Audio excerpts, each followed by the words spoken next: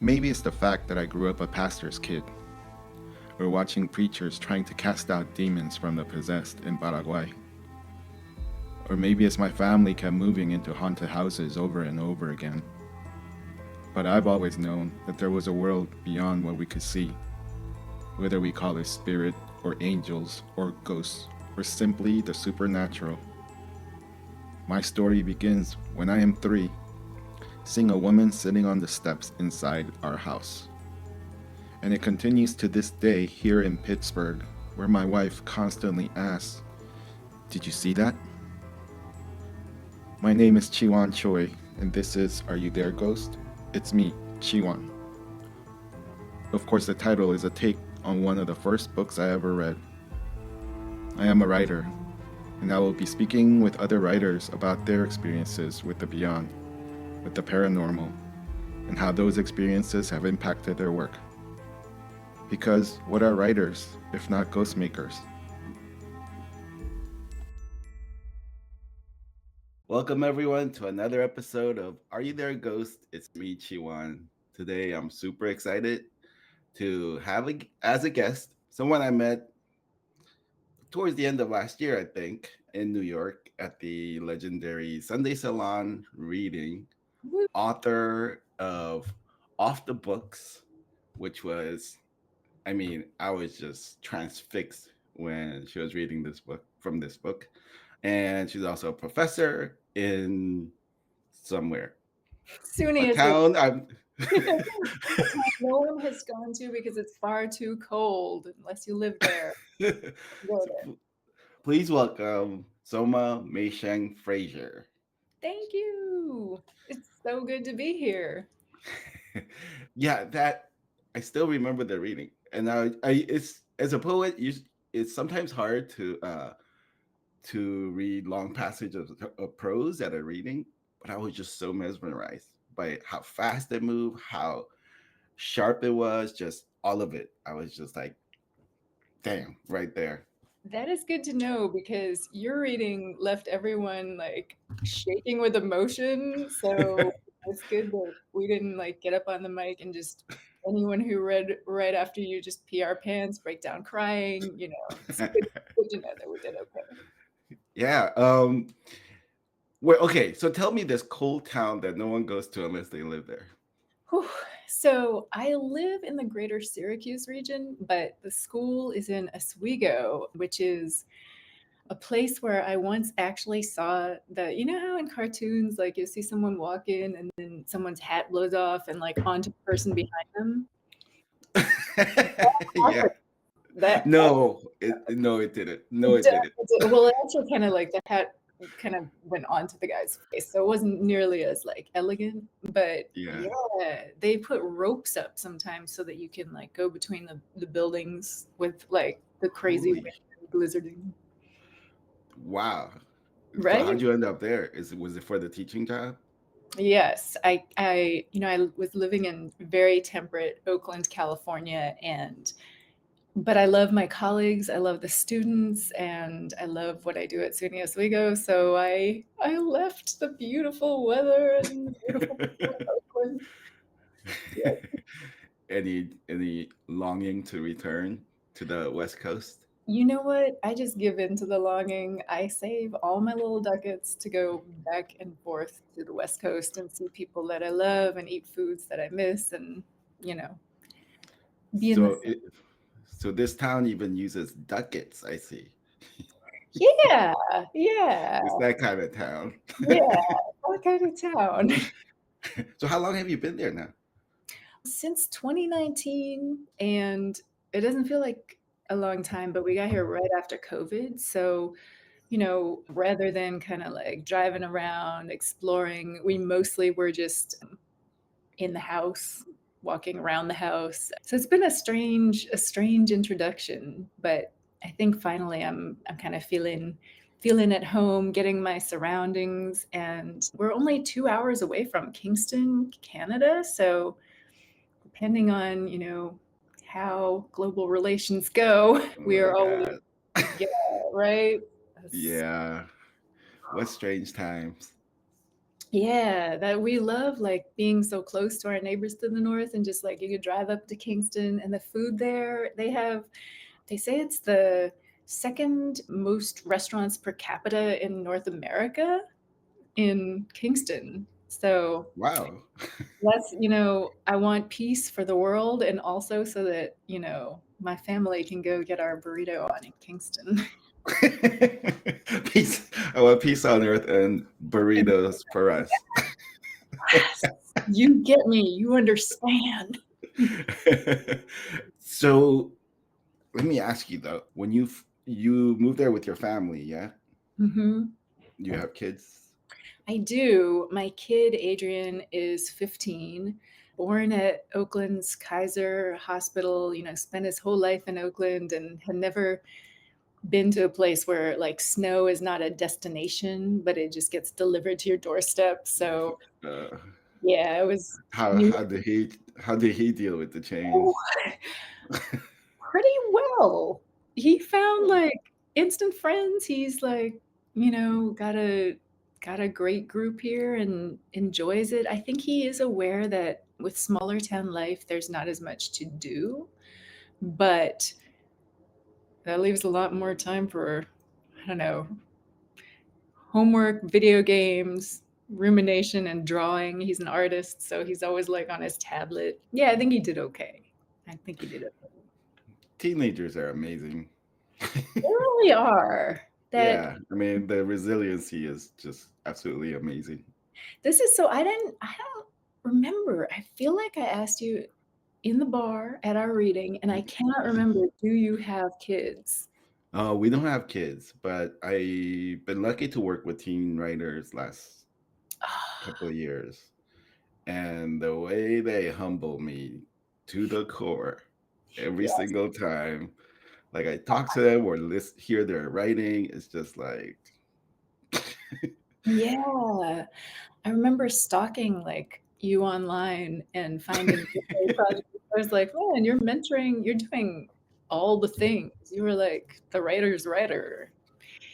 Oh, I mean, I think, you get to a point in your life, you're like, what did I miss when I was that age and wanting to be a writer? And then so every chance I get, I'm just trying to like see if I could provide that to somebody, that's heal my younger self. yeah, yeah, but you're doing it in like the least self-obsessed and selfish, self-centered way. You're like, here, I'm gonna, help others out, and then I'll feel better. It's Yeah. amazing. So the town is an old town, I take it. It sounds like an old town, ducats and all. Hecka old it is. It's got I believe there may be a haunted tour of the town. If not, there really should be, because there's some buildings where, they're very old, and I feel like on the East Coast, there's more of that than the West Coast, which, you see a cathedral and you go look at the date it was built, and it's like from this year to that year, because it took 30 years for them to haul the stones, and you go into a basement, and when we were looking at where to come live, there were some places that had like fieldstone basements. And I was like, what is that? And they're like, well, it's stones from a field. So, You're like, no. yeah, that's what I can't do that. Nope. License plates come with the stones because there are gaps Yeah, in the stone. yeah. Before we started rolling the camera, you mentioned that you have a new book coming out. Can you tell us a little bit about that? Yeah, so I'm super happy that I'm doing it with Henry Holt and Company, which is my publisher for Off the Books. Love them. And so it is what can I say without giving it away?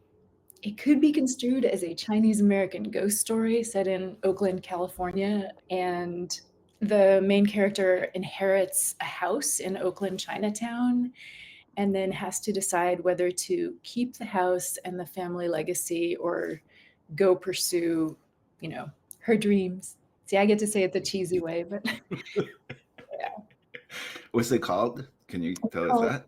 I can tell you that it's called Eat Bitter Anastasia. Oh, From damn. Yeah, have you heard that phrase like eat bitter? No. it's kind of interesting because a lot of people bring it up as, in reference to how like Chinese Americans tend to stifle, trauma and bury it and swallow it down, and the way that doing that can kind of poison you. But if you really look at the phrase longer, it's more about like you have to eat the bitter to savor the sweet. Um, Mm, about kind of like life experience and appreciation and all those things. yeah. Yeah. I think my parents used to tell me some version of that when I was growing up. Man, That usually accompanied with like medicine or something. eat the bitter, Chiwan. Put it in your. Or something with like ginseng in it. It's like, here you go. Yeah, yeah. That man, that tiger balm is the medicine that you don't have to eat, but you feel like you're eating it because it would just get all in your whole body. Yeah, yeah. So why ghost story this time? I think that, we are all haunted in some way. And I love horror movies. Like, horror movies are my thing. And I have never, you're right. What? You? No. Shocking. I know it's shocking. Shocking. Yeah. Shocking. But yeah, so I feel like we all have ghosts in a way, whether we believe in paranormal activity or are just haunted by actual things, experiences, and people from our past. And yeah, I guess that's why. I mean, not in relation to the book, or not in relation to the book, but were a lot of ghost stories passed down to you by parents and grandparents? Yeah, the Chinese ghost stories, I thought they were just scary stories that I would hear, but then when I remember like a long time ago I read Maxine Hung Kingston's The Woman Warrior and, other books, and I started to realize like, oh, there are so many ghosts. These are not ghosts that my parents made up, that my mom made up. These are ghosts like the ghost that lies in the water and pulls you down.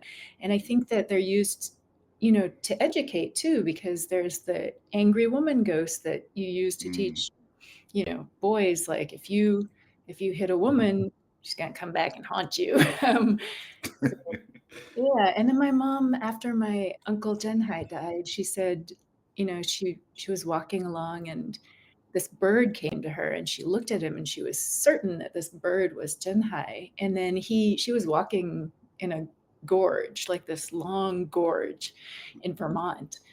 And I guess the bird just followed her and walked the gorge with her, and then she told it goodbye and it flew off. So yeah, many a ghost story from my parents. Yeah, yeah. Were you born in Oakland? No, I was born in Arizona. So my dad's a Texan. So I learned how to, shoot when I was 4 and ride a motorcycle, he would have said. Yeah, then we moved to the East Coast. And then as soon as I had graduated from high school, I fled the cold, and clearly now I've had a lapse of sanity. I'm back in the cold, but yeah, I just went to California and stayed there for like 30 years. Oakland's one of my favorite places on the face of the planet. Probably in my heart, it's my favorite. Sorry, Syracuse, I love you too. But, yeah. No, I mean, I've never lived up there, but friends who lived in Oakland, they'll to the core, like their Yeah. love for Oakland. Well, I mean, this is how deep it runs, is like, it's the first place I ever felt at home, but I always thought of it as, chronologically my second home, because the East Coast is the place I remember the most from childhood. But when I went out just in Syracuse for a taco at El Rey Tacos, shout out El Rey Tacos because they're delicious. The woman who owns it said, like, I was ordering my taco and she's like, "Hey, where are you from?" And I said, "Why?" And she's like, "Well, I moved out here from the Bay Area to start this taco joint. And are you from like the East Side?" I was like, I did live in Oakland for most of my life. But yeah, so I guess like it gets in you and you carry it with you. Wait, On you followed this taco person? oh no. Oh, but I went to grab a taco. I didn't know that she had like come from that area. And she was, I mean, she may have thought that I did because I was like, here I am. But yeah, no, she recognized an Oakland accent. And I don't feel like I have any accent at all. But she was like, that is, that's someone from where I'm from. Wow, I mean, people are always curious about my accent. I just Yeah. assumed it was like my Korean accent, which is, I mean, I left Korea when I was a kid, so I don't know why I would have a Korean accent. But then when I went back to LA and I was like, hey, people say I have an accent. What kind of accent do I have? They're like, you have an LA accent. You do. I was like, oh. I feel like the sunshine in LA is so beautiful, and I feel like people in LA are blissed out somehow. Like even when you're like, I'm anxious, you seem so like just LA chill, like very calm, and the accent too. Yeah, I guess there's that. I used to sometimes think the weather in LA, like the sun made my depression worse because Oh it was like mocking me. It's like, look how nice the weather is, and you're depressed. yeah, I'm just there's a poem by Denise Smith where they talk about how like there's a frozen lake. They're looking at a frozen lake. mm, Feels okay to be depressed when you're in a place where it's just like barren yeah, and frozen. But yeah, yeah, yeah. do you avoid the sun when you're depressed then? No, I just avoid myself. Wow.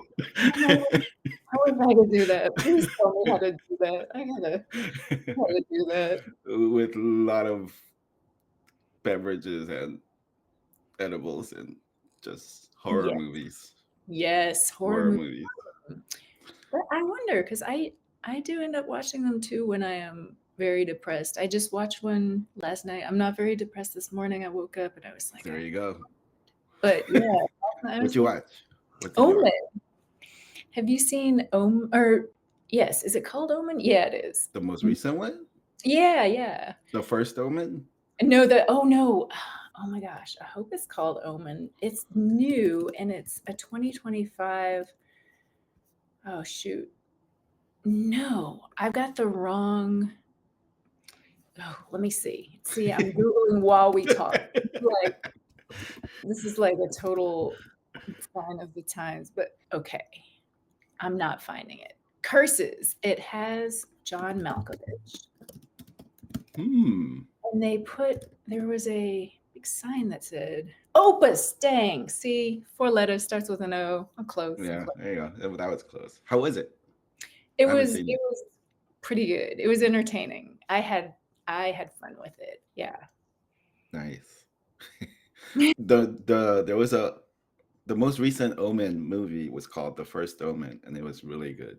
It was like Yeah. surprisingly good. I didn't see it because I loved the Omen, the original Omen, and I was afraid. Yeah.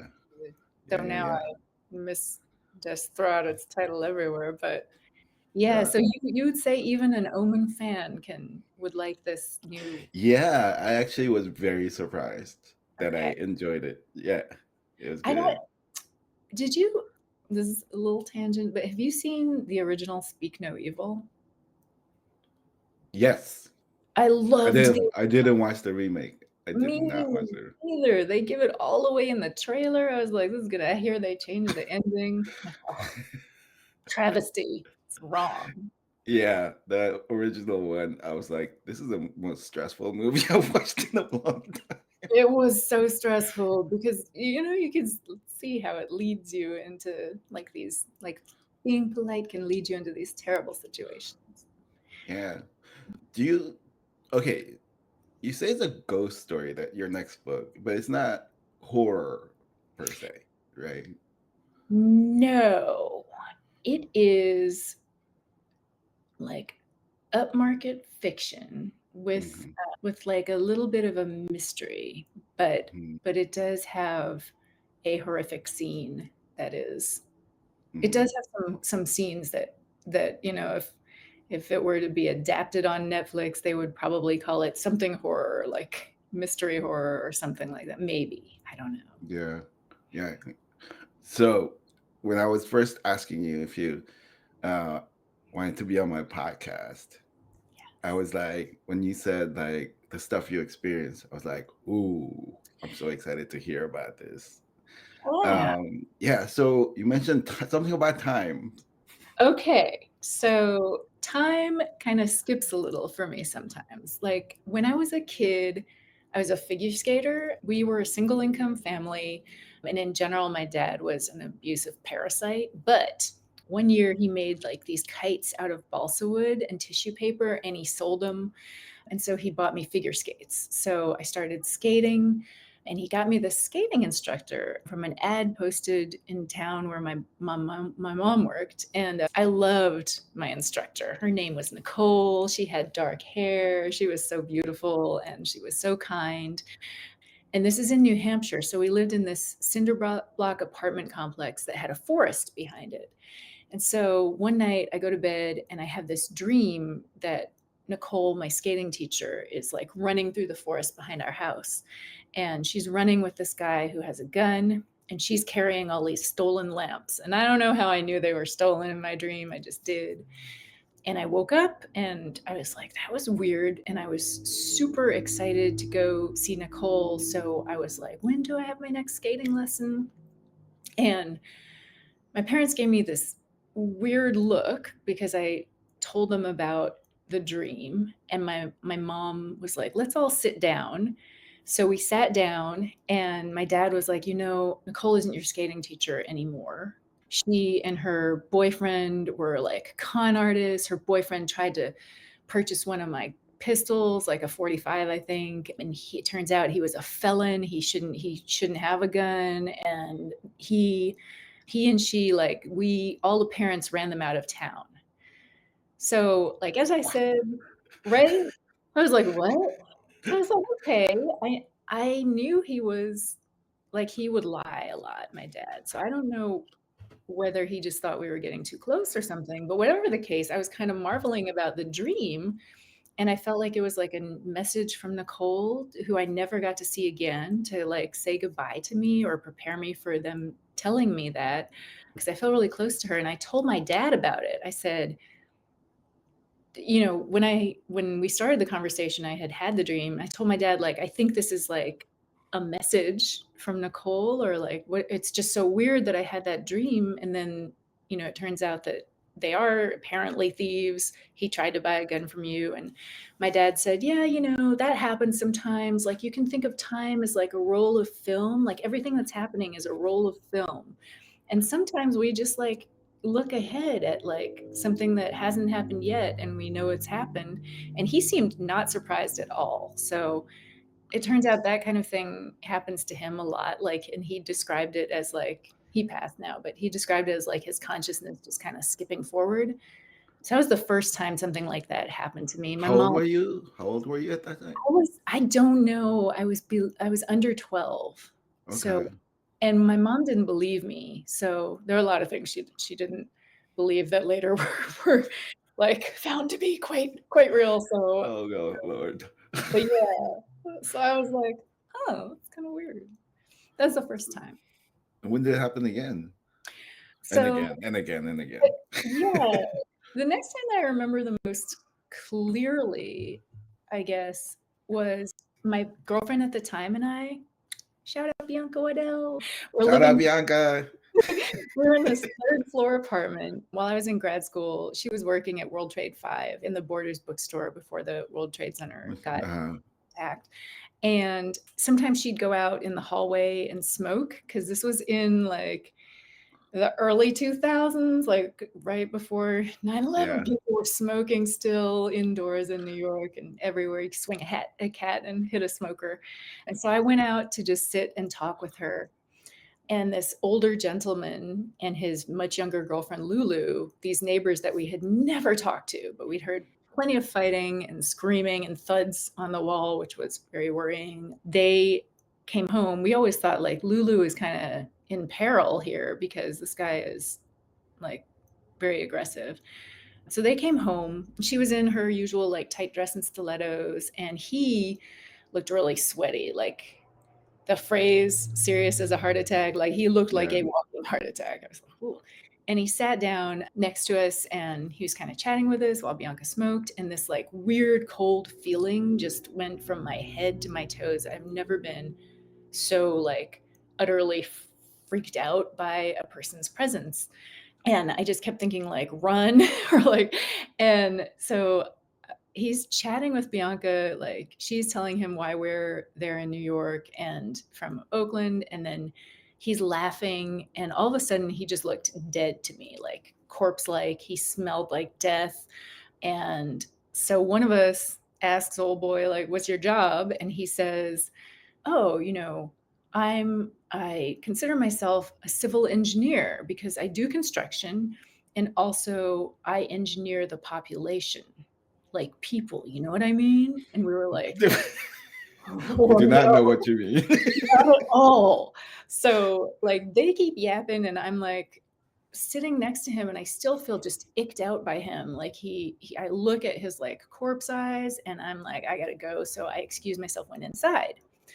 And then a few days later, I'm at the local bar, like cutting up with grad school friends, and these two people in leather coats, like a very, very butch woman in a leather jacket and a guy with like clearly false teeth in a leather jacket rolls up, bad false teeth. And I don't know them from Adam, but they walk straight up to me, and the guy is like, let me buy you a beer. And I'm like, no, thanks. And he's like, no, let me buy you a beer. I hear you know so and so. And I don't recognize the name. So I'm like, nah. And he says, yeah, he was your neighbor. I heard you had quite a conversation with him. And I'm like, What? creepy guy? So I'm like, okay. And then the guy, I'm like, it clicks that it's probably that guy, right? And so then he's like, what did he say to you? And I was like, oh. And suddenly, like, there were the big trucks that would pull up behind our apartment full of clothes and accessories that other guys in leather jackets would like take inventory of or transfer into another truck. And all of a sudden it starts to make sense. So I say to like Mr. Bad Falsies, like, I don't know, he said a bunch of nothing. He was super coked up. He made no sense. And he's like, are you sure? Because I hear he had a real big mouth. I don't want you to repeat anything like that he might have said. And I suddenly like noticed that like he's speaking of him in the past tense, and I say like very sincerely, like I did not pay any attention to him. He completely gave me the creeps. And the guy says, okay, then I'm gonna need you to let me buy you a beer to make sure we're friends. And I'm like, okay. So I take the beer, right? And then the next day, the neighbor is gone from the apartment, but Lulu is still there. Lulu, that I thought was in danger from him, is there. I don't know if she told us that he was Yeah. Emily, but then this younger guy moves in with Lulu and he's her new boyfriend and our new neighbor. Yeah, so I think so. We couldn't figure it out for the longest time. We were like, what happened? We're like, okay, clearly he was like had mafia or criminal ties. Clearly he was a yapper and said a lot to a lot of people, probably many beyond us. And clearly Lulu got frustrated with him at some point, and I think they took him out. That's what Bianca and I think. But I mean, yeah, that's what you were smelling and everything. Yeah. So that was weird. That's the only time I've ever felt so creeped out by somebody, and bad creeped out. On multiple levels, even the follow-up with the people wanting to buy you beer. I was just like, "Ooh, this is weird." And they knew the bartender and the guys who would be like in the back transferring stuff from truck to truck. They knew the cops. So I was just like, I don't know who they are all affiliated with. So I'm just gonna say what the truest thing that I've ever said, which is it's like, my name is yeah, I just stayed out of it. My name is Bennett. I ain't in it. I don't know that guy, but yeah. Oh man, yeah, it reminds me of what's his name? Robert Blake. Is that his name? The actor? Oh yeah. And his wife was killed at a restaurant. Yeah. My friend and I used to go to that restaurant all the time for drinks. Oh, So wow. the door guy was like your classic, straight out of a movie character. So then we see him on the news. They're asking him whether he saw anything, like whether Robert Blake did it or anything. Yeah. And his quote on TV was, "I don't know nothing." That's, I mean, I feel like when somebody asks you and you suspect that something horrible has happened, you're like, I don't want that to happen to me. I don't know, He's dude. like, he's like, "I don't know nothing." So Yep. next time we see him, we're like, "You don't know nothing." Did he say he'd been getting a lot of that, or was he like, oh, you guys? He knew everything. He did. He did Yeah. know everything. I'm sure he did. Yep. Oh man. Does it keep happening still? It does keep happening. Sometimes it's really nice because when something really good is about to happen to me, I will be like often infused with warmth and feel really happy. And then I find out like something really good, like my agent, when I first met my literary agent, like I had a really good feeling, those types of things. Sometimes things like that happen, but they're not as good. Yeah. Like How I do you had deal with that? I I just think it's normal part of life now. Like have you read Dan Handler, Lemony Snicket's memoir by chance? No, not the memoir, no. So I know him from the Bay Area, and so I read his memoir, and he has had hallucinations since college, where these like creepy figures kind of appear, and now just he doesn't pay attention to him, and that's kind of it. Reading that made me feel okay because I was like, yeah, there are other people who deal with, you know, whether it's whatever it is, you just kind of accept it as part of the day to day. What about you? Yeah, I mean, I've been seeing things all my life, but for the past few months, I've had multiple neurologist appointments, had Mm. MRI and EEGs because it was like a convergence of things. I was having wild hallucinations, Mm. was hitting really hard, and just having nightmare every single night, all at the same time. So I was Oh, like, I better get my brain checked. yeah. But the one of the main reasons I was like, so other than you're wonderful and I would love talking to you about anything all day, but when you mentioned like the time stuff, I was like, yeah, I want to talk to her about that because I've had that all my life, you know. Yeah. What kinds of things? So, look, I mean, it would be anywhere from from when I was a kid, my parents like really leaned into it, and our like family would sit around the dinner table, tell each other the dreams we had, and like plan the day accordingly, oh, that's so that cool. kind of thing. So like one time, my dad would be like before going to work, he would it was summer vacation, turns around, tells my mom, pointing at me, "Don't let him out of the house today." Yeah. And then, he goes to work. I talk my mom into letting me go out play football, and then I bust my head open, end up in the emergency room, come home. And he's not upset about my stitches. He's upset that I went out when he Yeah. That's so interesting because that's my dad tried to keep me home from school one day, and I had been homeschooled for years, and then I went to school. I'd been going, everything was smooth. He tried to keep me home one day, and my mom was like, "No," sent me to school. My arm got broken. Some kid pushed me down a hill, a foot Yeah. hill. So I wonder if families just Yeah, like it's funny that you mentioned your dad. You described him with certain words, but yeah. also he's the one who seems to have passed this down to you. Yeah, although I kinda suspect, and this could be like projection but I kind of suspect everyone, if I feel like we humans aren't that different from one another, so if one of us can do it, perhaps others can too, and they got told, like I was told by my mom, like that's not real. But they didn't have a dad to be like, oh, that happens sometimes, and Yeah, they yeah, yeah. don't pay attention, or I don't know. Yeah, and I mean, most recently, the wild thing that happened, and I literally messaged the neurologist after it happened, was over Christmas Eve. We were flying out to LA to Mm. visit my family, and on the plane, I started having this hallucination. Like it lasts like 20 minutes. It's almost like I could see everything around me, but it's like a movie projected in front of my eye. What was And it? it was like a beast coming out of the woods and running towards LA and Ooh. setting the whole city on fire. Ah. So when I got to LA, I was telling everyone what happened on the plane. And then on the day we flew out of LA, while on the plane, I started getting messages from friends saying, "Hey, LA's on fire." Man. And it messed me up. Like, I don't know, what am I supposed to do with that? Yeah. Well, I hear they're making layoffs at the National Weather Service.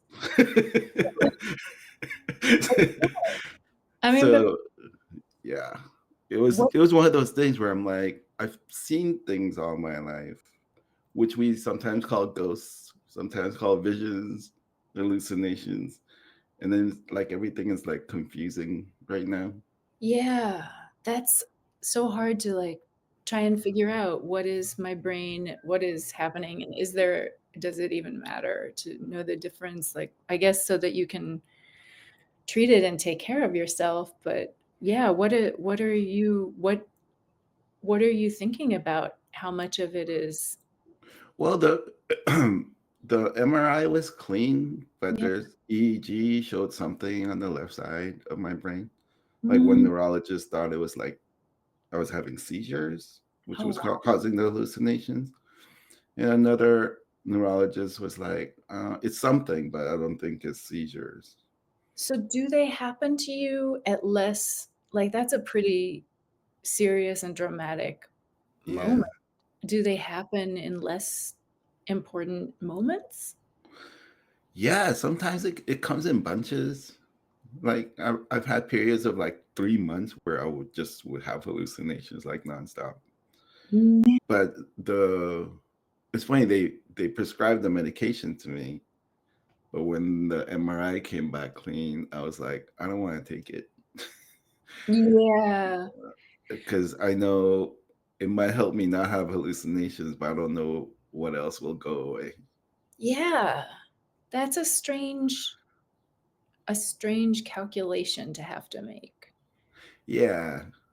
And I know, like, I've also had exhaustion-induced hallucinations, which made me feel like, okay, you know how they have, like, the nightmares in that animated Christmas movie? There were these black horses that were just, like, would streak across the screen, and they were Mm, nightmares, and, I helped my mom clean out the house after my dad had passed, and she was moving back to the West Coast, where she came to this country and was in the warm weather, and then went to the cold and went back, so it's like the opposite of me, but she so I helped her. I stayed awake for more than 36 hours helping her move because, long story mm. short, she was hoarding, like, kind of she's very Oh keen with man. the most neat and Yeah. clean order, but she had so many things and thought that her house was empty somehow, but it was not. And so after those 36 hours, I was driving and I started to see these black streaks that would just dart across my vision. And I suddenly thought, okay, this could be like a physical explanation for why so many people see, you know, dark streaks like as evil presences, because I know it was the exhaustion, and I just started seeing these dark streaks. And but that feels really different to me from, say, this full on dream about like somebody, Yeah. oh, they're a criminal. Or Yeah. Yeah. Yeah. Yeah. I mean, it's so weird. Like in your case, I mean, we're calling it hallucination, but it's also like totally predictive thing, right? Like, oh, I'm yeah. just seeing something that's like your dad was saying, you're just seeing ahead in the film. Yeah. Yeah. Do you think that the things that you're seeing, like the hallucinations on the plane, are so disruptive that eventually you may try the medication? Or When I told them I didn't want to take the medication, they were like, "Do the hallucinations scare you?" Mm, And I was like, "Not the act of having them. Sometimes the content is really intense." yeah. But, I've been seeing it all my life, so I don't know what I'm supposed to do without it. Yeah. Like, who am I without it? One It's will such, always it's be such, doing. yeah, yeah. It was such a strange feeling to say that to them. Like, Yeah. Well, you're such a brilliant poet, and, I had colleagues who came to that reading and were just so they're screenwriters, and the husband is like, "I don't like poetry. Poetry, not for me."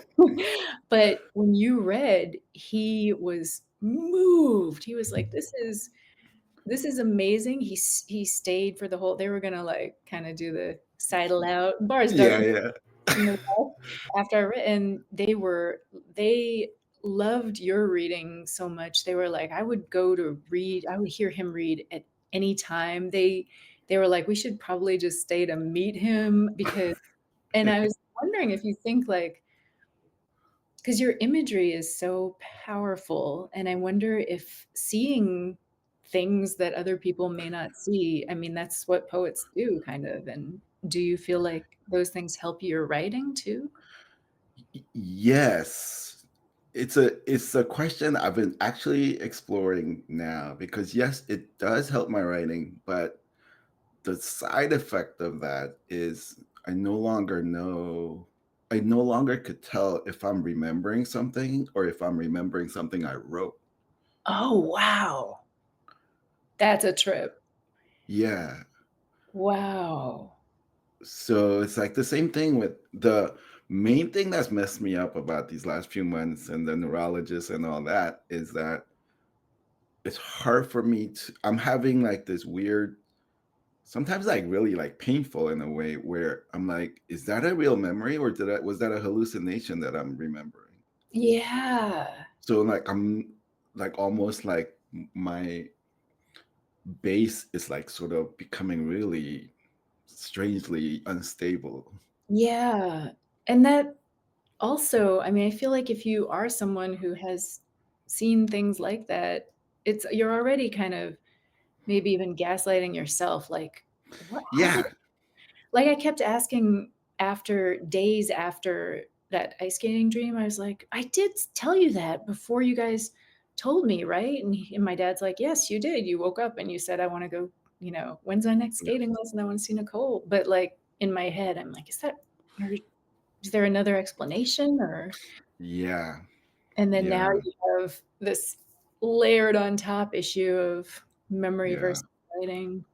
Well, you got Yeah. some beautiful things.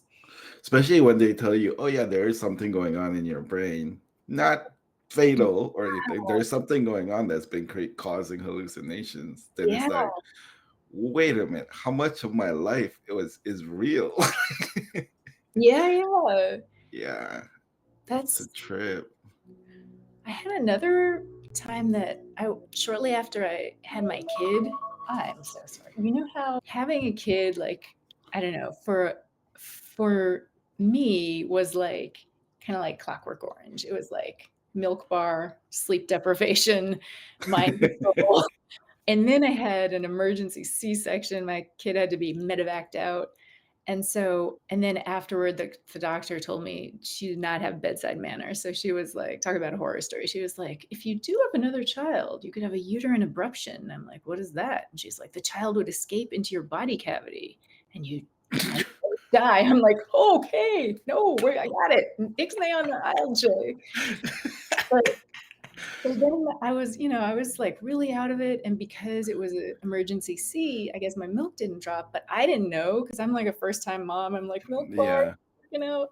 and there was a nurse in the hospital who I never saw again, but on the very last day that I was there, I think I was there for 4 days, and she was like that baby is hungry. She came in, she was like, you better start drinking tea, drink a lot of tea, because that baby is going hungry.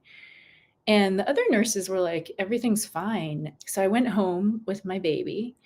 And then I actually never have shared this with someone besides my husband, because I feel so guilty about it. Because we went home and, I would get up in the middle of the night and feed the baby in this big armchair. And that nurse, her voice started like coming in my head. And she was like, that baby is hungry. That baby is hungry. And I started to hate her. I was like, this, person I don't know, like got in my head somehow. And then one night I'm feeding the baby and I saw her and me, the nurse, in this dusty little village. We're barefoot, we're both kids, and she's my sister. And she's like, you can hate me, but you should listen to me. And pretty soon after that, the baby started crying a lot. And he'd always been this super calm baby. And now is a pretty calm kid. And we went to change his diaper. And instead of like pee, there were these little crystals, pretty little crystals, but they were urate crystals, because he was dehydrated because I wasn't drinking enough. And since I had never been a mom, I didn't know, like the other nurses seemed to think everything was fine, and my milk hadn't dropped. So we had to go back to the hospital. So that was interesting, because I really wish I had thought like this is real, but I thought I'm exhausted. Like, why am I getting like weird, thinking about this one nurse that I met on one occasion last day in the hospital. And now I'm like, was she a sister from my past life, or was it what? Or I subconsciously know I don't know. Yeah, you know what? I totally understand that feeling. Like I lose context almost because I get fixated on a thing that I just experienced or saw or felt. And then Yeah. I just like lose context of other stuff. It's Yeah. like, so it's almost like it tilts over what's real and what's, it just tilts. Yes. I feel Yeah. like science is also always tilting what we think is real. Like Yeah. recently they're like, we got this baby giant, colossal squid on camera, and sailors have always been like, there are colossal squids. And then, for a while people were like, no, they're not sea monsters. Yes, there are. And, the trees are coming Yeah. underground and all these things. Yeah. Yeah. Man.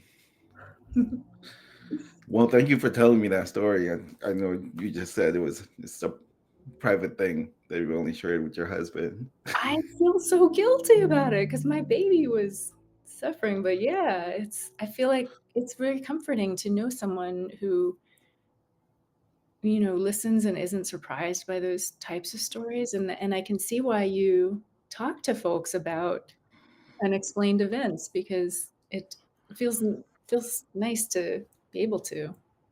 Yeah, I think the main, like most things I do, it's like has selfish origins. And I think it was like two things. My way of like convincing writers I really like to come and talk to me. Yay! And secondly, to try to feel like I wasn't alone. Yeah. Yeah. I mean, even the title of your podcast it has that like, "Are you there, ghost? It's me, Margaret." Like it's goofy and wonderful, and it's also like this. It's like so serious. The like, who's out there? um, Yeah, yeah. So thank you so much for coming on the show. it's so, And you're a, such a beautiful writer and such a kind human being. And you're so generous and kind with me when I met you. And I love you and you're amazing. back at you, and I love you. That's man for a Chinese raised in the Chinese Texan home. There was no "I love you." So now whenever I Oh, say I God. Yeah. mean it, because otherwise I just be like. But yeah, we gotta like pull the two coasts together somehow so that we can do this some more. Yeah. Yeah. Let's do that. And do you have any idea when your new book's coming out?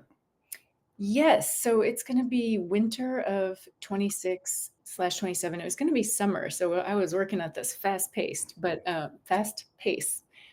it's gonna be winter. So Yes. Can I ask you about new projects? I know that you must get asked that all the time on the Oh, podcast. no. I am right now. Okay. So then, what? Two things. I'm working on my personal level on this new, uh, two new books. One is called Secret Lives, and I'm co-writing it with my friend Lindsay Kennedy. And we realized while talking that we both love this album called Secret Life by Fred again and Brian Eno. So we're doing like a track by track inspired by pieces. Ah, cool. The second thing is I've been doing this. I've been writing poems on objects, on different objects. And so I want to eventually, when I'm done, when I have about 30 pieces, I have like 10 right now, to work with the gallery to display it in a certain sequence. So it'll be like you'll be reading a book. The whole thing will be it'll be almost like the gallery is the publisher of the book. That's beautiful. Yeah. Can I ask which gallery it is? I don't know yet. I have to find the gallery who wants to do that with me. I can't wait to walk through the gallery and read the art. Yeah, so I've written on an 8-track cassette, on a broken iPad, on a cheap decorative painting, some, garage sale finds. Yes. Yeah, And it's been fun. I just pictured like the painter of that painting that you found in the garage sale, like walking into the gallery and be like, I knew it would make it into a gallery. I knew it would make it one day. Yep. Yeah. But everyone, even though her new book's not out yet, her current book, Off the Books, beautiful, fun, just fantastic book. So check it out. And once again, thank you, Soma, for joining me. And look forward to seeing you somewhere again soon. Too. I want to ask you all the questions. I have so many questions. Yeah. Maybe one day I'll visit this town where you use ducats to buy stuff. Yeah, just bring a jacket and some ducats and you'll be good. Yep. All right. So thank you again. Thanks for joining. You take care.